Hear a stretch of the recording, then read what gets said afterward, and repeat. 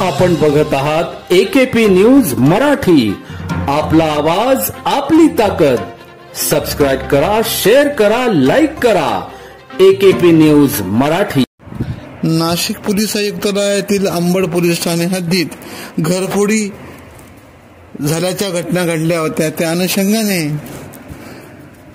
नाशिक गुन्हे शाखा युनिट क्रमांक 2च्या पोलीस अंमलदारांनी त्याचा तपास करत घरफोडी करणाऱ्या सराईतास अटक करण्यात आली।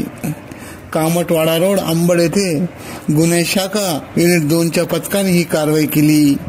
राकेश कैलास शेळार, राहणार टोल नाक्याजवळ घोटी असं या सराईताचे नाव असून पथकाचे पोलीस अंमलदार चंद्रकांत गवळी, स्वप्नील जुंद्रे यांनी ही कारवाई केली।